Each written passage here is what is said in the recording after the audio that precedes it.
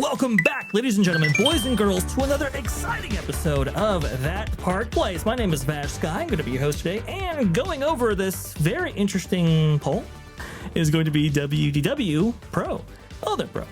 Hello, ladies and gentlemen. It's a good day to be back. And Vash, I'm so excited to talk about this survey, this poll, but I don't think Disney's going to be excited necessarily about what it has to say. Oh, I don't think they're going to be excited either because, well, you know that audience that they've been courting for some time now? Well, it turns out they're not so high on Disney, as well as maybe some other factions within the political spectrum, but we'll go ahead and get right into it. Well, before you do, Vash, let me preface this just a wee bit and say, folks, some out there might claim that this is going to be a negative video about Disney. I'm here to tell you, I don't think that's the case at all. I'm here to tell you, I am very pleased today to get to cover this topic because I think that the market is reacting in the appropriate way. The American consumer is reacting in the appropriate way. And this gives me great courage that perhaps we're going to see some changes at Disney in the next year or two where they will turn this ship around a little bit. Now, maybe I'm an optimist and maybe that's not deserved, but I think that hopefully the market is speaking so loudly and so forthrightly that Disney will not have any choice but to modify. Go ahead, Vash. Very interesting. I can't wait to get into it myself. That Part Plays. Disney favorability plummets among both Democrats and Republicans after Kimmel fiasco, study finds. This October 5th, 2025 by Marvin Montanaro, editor-in-chief over there at That Part Plays. For decades, Disney was the rare American brand that managed to transcend politics and maintain high favorability. Families from both sides of the aisle flocked to its parks, its films, and its streaming services without a second thought. But that era appears to be over.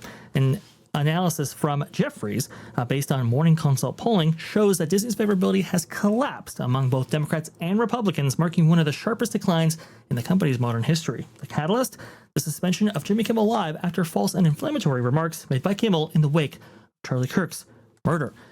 This is very interesting, Pro, because I look at this and I go, you know, the Jimmy Kimmel fiasco and Disney's complete mishandling of it has really, I think, drummed up some fervor amongst even its hardcore fans that, hey, maybe Bob Iger and the Walt Disney Company, maybe they're not as sympathetic to my causes as I originally believed. Meanwhile, you know, a lot of the normies, but especially the right, have walked away for a little bit now. Was that your reading on this? Or maybe you have some other thoughts that might be more instructive for us? I'm going to do something that's going to make, I believe, every person watching this video smile. It doesn't matter if you're on the left. It doesn't matter if you're on the right. It doesn't matter if you're straight down the middle in the sensible center. Folks, I got some news for you. Disney is feeling the blues because Disney did something that is hard to do. Disney managed to make everybody upset. And that's the problem here. What they did is, first of all, they made the left mad. And the left is largely the group that is still attracted to Disney, although they were rehabilitating their image with the right. The left, they were made mad by Kimmel coming off the air. The right was pleased, and I think the middle was pleased by that because Kimmel went too far. He lied about a national tragedy. Now, they've tried to reframe that, and of course they have. That's what, you know, the PR firms are hired to do, is to help them understand how do we reshape this narrative. But the left was angry, very angry. And Hollywood was especially angry and said, if you take him off the air, we're not giving you any producers, directors, writers, any more at Disney until this is fixed, in their opinion. And so Disney succumbed to that. Disney said, okay, well, fine then. We'll put Kimmel back on the air.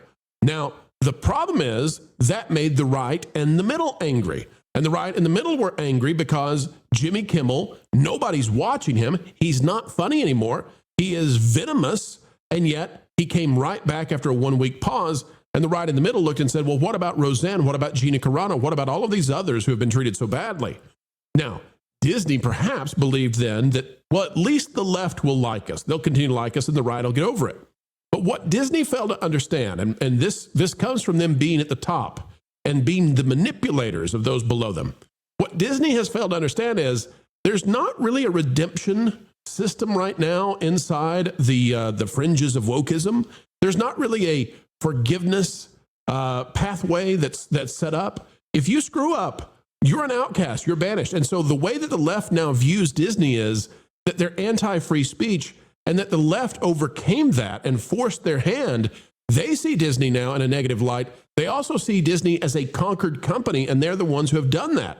Meanwhile, the right believes that Disney is at least tacitly involved in supporting the kinds of things that Jimmy Kimmel says, but also the right believes that Disney is a cowardly corporation. So what does this mean? Well, folks, you can all agree, no matter what you think about what I just said, you can all agree the left, the right, and the middle walked away from this situation with a worse opinion about Disney than before. And that means that if Pro has the analysis incorrect, if whatever you might think, you can agree Disney screwed up because at the end of the day, somebody out there should have been happy with them. The only person happy is Jimmy Kimmel because he walked away uncancelable. That's a very good point, and I think that's a beautiful analysis right there. It's really, really interesting because when they brought Jimmy Kimmel back, like you said, uncancelable, now they can't get rid of him, even if they wanted to. And Jimmy is allowed to say pretty much whatever he wants to now. So there's an interesting little tidbit of information there.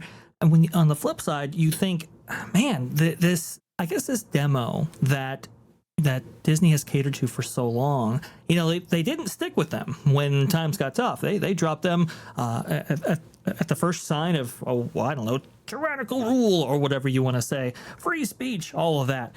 It's very, very interesting, and the polling paints even a grimmer picture. According to the Jeffries report, Democrat sentiment toward Disney has fallen to its lowest point in 2 years, while Republican sentiment has dropped to its worst level since March of 2025. Jeffries analyst James Heaney described the episode as a, quote, PR hit, and that goes far beyond one late-night host. The firm's data shows Disney's reputation fell sharply across multiple divisions, including ABC, Hulu, and Disney+, as the controversy spilled over from traditional television into streaming and online discourse. The Wrap's coverage cites additional data suggesting that over 1.7 million subscribers canceled between September 17th and the 23rd, spanning Disney+, Hulu, and ESPN+. Again, that's the Wrap saying that. And let's just say, folks, we like to serve up the truth with a capital T. This is a platter of chatter, and we intend for it to be accurate. Ladies and gentlemen, at the same time that that Jimmy Kimmel was paused for a week, and we had those Disney Plus subscription cancellations, Disney Plus also announced in that same week that they were going to be increasing the prices. So you all decide which had the bigger effect. But Hollywood is determined that you'll believe that it was just repulsion. It was just a revolution from those who said, bring back Jimmy. That's the narrative that they want. And as you all know, there is an entire industry around trying to create the preferred narrative, the orthodoxy of what will be in the news and what you're allowed to believe. Luckily, you've got the new media, you've got Vash and me, and we're here to tell you what's really going on. And there's additional points of obfuscation there as well by the Walt Disney Company. Remember, the Walt Disney Company has provided guidance in saying that they're not going to be revealing subscriber numbers going forward, and they just folded in Disney Plus to Hulu. So where are these subscribers going to be at the end of the day? It's really hard to say. And so, making statements like, hey, 1.7 million cancellations, again, it's going to be hard to suss that out just given the volatility in the streaming space. Anywho's, I look at this, bro, and I don't know where their audience is anymore because, they have unfortunately made the left mad. They've made the right mad for years, and that goes all the way back to the Parental Rights and Education Bill in Florida. And for the normies, it's like, hey, I go to a Marvel film, and it's like, the writing is worse. Go back in that B-roll for just a minute, Vash, to where they've got the protest. I want to show something. Not this protest, but the one the prior. Go back. Yep. Skip ahead just a wee bit. I want to show people something so that you can understand how the game is played, because a lot of folks don't have time to think about this sort of thing. Vash, in this, look at that villain poster that calls Disney a villain. Yep. That's a professional poster or placard or whatever you want to call it. There's a lot of, you can see the other ones that are very professionally made. These were made by graphic artists, and they were made in mass. You can see that they match. You can tell the ones that are homemade, of course, but there are plenty there that are professionally made. When you see that, what you know is that this was a professional organization behind this. And professional organizations behind this have very large-scale plans that they intend to do. The right, by the way, does not typically engage in protests. That's a game of the left. The right simply turns off the TV. And that's what Disney has to worry about, I think, more. Yeah, and I want to make clear that some of that footage that's at Disneyland is actually some of those cast member protests for union oriented pay and so forth. So, but we're watching this one right here, Vash, and that one. This is the Jimmy Kimmel one, right? That's the Jimmy Kimmel one. Yep. And you're going to see some of those same kinds of signs, and you saw some of those. Listen. There's a part in the B-roll where they're in front of the theater that Jimmy Kimmel's in, and there's this gigantic sign about Trump and free speech and all this, and it's like, okay. You want me to believe that an impromptu protest popped up and suddenly, somebody said, hey, I got a lot of sticky notes. Let's just put them together and make a giant one-story sign. No, somebody had that made somewhere professionally, and then they constructed it, in front of the building.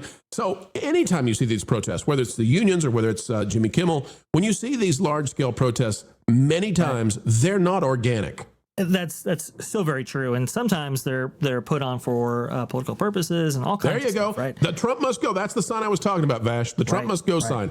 You think somebody just happened to have that sucker, and threw it out of the van and sat it up there? No. Listen, somebody paid some money for that thing. Sure. Yeah. Maybe they weren't rejected at Staples there. Sorry, that's a little bit outside of our purview. But I think about like the enthusiasm for the company's product, right? I mean, Tron Ares is in theaters, so it's going to be at the end of this week at the time this is being recorded. No, don't remind me. I have to go review it. Don't remind me. I have been told. Listen, I know what I'm in for. I have been told that it may be as bad as Snow White, and I am. No. Well, you want to go on my behalf? You want to go do it, Vash? You want to go review Tron Ares for me? You want to do that one? No thanks, bro. Go ahead and leave the. I'll leave that to the professional. But I look at stuff like this, and there's no enthusiasm for that film. It would otherwise be funny, but it's not funny in the context that you just made that joke. It's really not. Sorry. I do apologize. But there's more enthusiasm, for the overlay to the Tron ride than there is for the actual movie itself. That's where we are with the Walt Disney Company. So when I think of this catalyst of the Jimmy Kimmel incident, I also have to think of, look, Disney has been pushing away its fan base and really been pushing away everybody else, honestly, with their product that's been inferior to other things that are available in the marketplace. And look, a new Marvel movie just premiered this year, in the form of Fantastic Four. I mean, they were doing all kinds of stuff for the media and promotion for that film. And yet it got beat out by Demon Slayers at the box office. It's like, at least worldwide box office, that is. It's who is enthusiastic about this company anymore? Well, when you've lost the right and the middle and now the left, I don't know what you're left with. So Disney needs to rehabilitate. How do you rehabilitate? You change what you've been doing. And so that's what Disney must do now. They're stuck with Kimmel, and that's going to be a real pain in their side. That's going to be a thorn in their side going forward, because Kimmel is not a nice guy, and Kimmel's not funny. The left doesn't tune into Kimmel because he's funny. The left tunes into Kimmel because he gives them the sugary, sweet treats of propaganda that they want to hear. And by the way, the right does the same thing with their favorite personalities. But Kimmel is kind of a snake. And Disney knows that. And they probably were happy to get away from him. But he's back. So everything else that's not Kimmel, Disney now needs to try to do something to fix it. They're going to face additional pressures because CBS and CBS News have been taken over by Barry Weiss. So that news organization, CBS News, 60 Minutes, that's going to be transformed into a more moderate place. ABC News then stands to lose very much if they don't follow suit. Folks, it's going to be interesting to watch. I am encouraged that the market is responding, I think, in the appropriate manner. Consumers are responding in the appropriate manner. Everybody is disgusted by Disney because they tried to be milquetoast, they tried to be lukewarm, and they were spat out for it. Oh, it's so very true. And well, hey, why don't you go ahead and provide us your thoughts on what you think of the Walt Disney Company down in the comments below. Be civil, please. Be civil.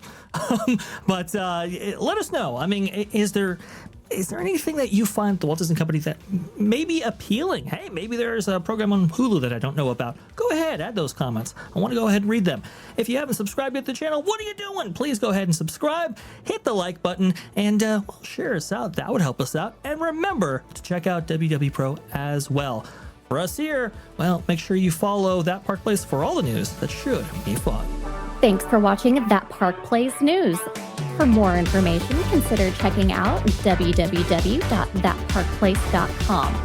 And don't forget to subscribe, share, like, and send this out on your favorite social media accounts.